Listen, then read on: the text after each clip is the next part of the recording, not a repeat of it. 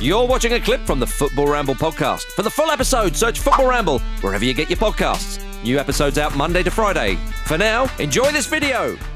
Oh my God. Borussia bloody Dortmund. What are you doing? Honestly, what?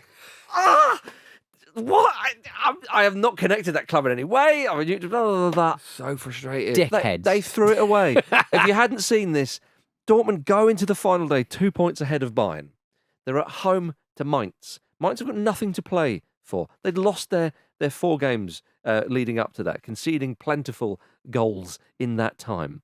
They're mid-table, nothing to play for. Dortmund win that game, okay? And you can stop Bayern winning the title. The last time that somebody else other than Bayern won the title, Jürgen Klopp was at Dortmund. Alex Ferguson was still at Manchester United. You know, all these kind of things. It is... they've buggered it up. I mean, does anyone else share this frustration? Oh, I think everyone does. Yeah. I think watching There's probably the last, even Bayern fans at this point. Like, oh, come on, guys.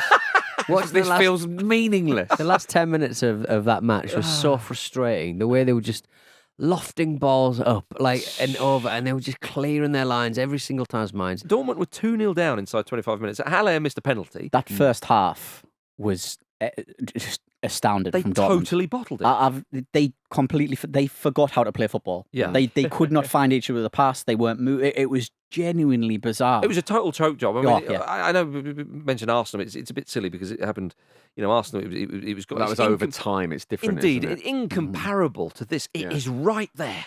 Go and beat this side who you should beat. I mean, Jude Bellingham was a huge miss, I would say. Yeah, he's been carrying knee injuries for some time, I think. So he's had problems there. So he couldn't. I mean, he made the bench, but he couldn't even get a minute. Even in that precarious position, they were like, we can't even chuck Bellingham on. Yeah. Probably because they don't want to ruin him for his big move. Yeah, well, yeah. And they only really turned it on when Gio Reyna and the young lad, I want to say Dermaville, the young winger, 17-year-old, came on. He was those two were brilliant, and they tried something a bit different. And as you know, as has been said, they just kept trying to chuck balls in all the time, and they were the only two who were running at people. But they had chances, you know. Was it Haller and Royce? Yeah, Royce had loads. But it was just so weak. Yeah. Oh my goodness! And I know we're sat doing this. Imagine how Dortmund fans feel, and those players know more about the game than we do. For crying out loud, they were the ones doing it. But you just think, how on earth have you let that opportunity slip through your fingers?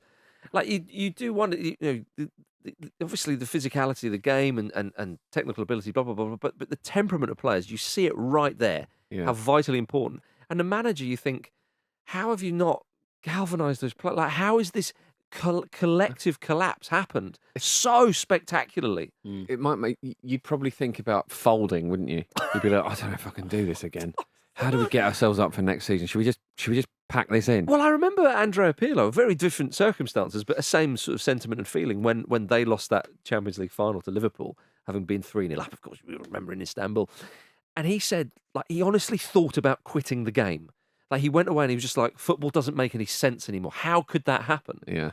You know, these things, these moments, playing for a very successful AC Milan side, whereas you say this with Dortmund, they will go away thinking, how have we not managed to do that? How have we bottled that? There will be players, they won't quit, of course, but it will be that fleeting moment of thinking, sod this, what's the point? It's hurting, you can tell. I mean, Turgish's interview after was extraordinary. Like, he was just completely devastated. Yeah. And yeah, of course, a lot of the players will be really deeply thinking about it, I think. Yeah. But there is that kind of But what an opportunity! I mean, there's some saying that Tuchel could leave Bayern today, and they sacked Oliver Kahn straight after the game. I mean, because that is not good enough for Bayern. No. This is the difference. This is how much of an opportunity it is. Them winning through a last-minute goal from Musiala, lovely goal, by the way, but that is not good enough. Bayern winning on the last day of the season, disgraceful for them. This is what I was about to say. Banning Oliver Kahn from joining in. He wasn't allowed to join the celebrations.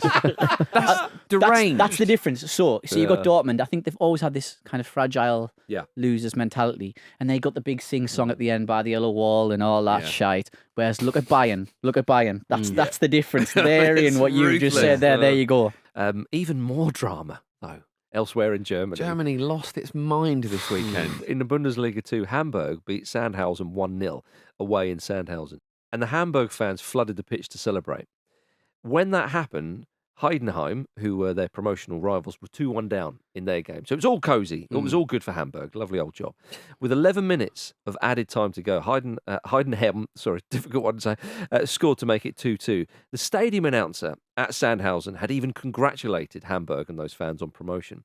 In the 99th minute, of course. Wait for the bloody whistle. know, right? Why do football fans not know this? Heidenheim scored to make it 3-2, and they go straight up into the Bundesliga for the first time in their history. So there's a bit of romance. And Hamburg are going to go into the playoffs. So at least this, it's still It's alive. still on, yeah. It's not pitch invading stuff though. Jim. No, it's No. not. And apparently exactly the same happened in the third tier.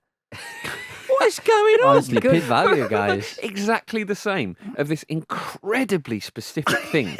What is Germany doing this weekend? They're trying to entertain us, and in the they're way they succeeding. In that video, like the way like everybody got onto the pitch, it's just these little doorways, really adorable little metal doorways. Was it bigger or smaller than the Kenilworth Road door? It was, yeah. maybe It was it was. I need to know. Do you remember the old Amiga game Lemmings? It was like that. Yeah. They're just coming out of a trapdoor. Oh no! After all this happened, I switched over to Serie A to think, have Napoli lost the title? Have they managed to? Deary me. Even if they win. Juventus have been given 30 points from somewhere. What an appeal! There we go. What an appeal!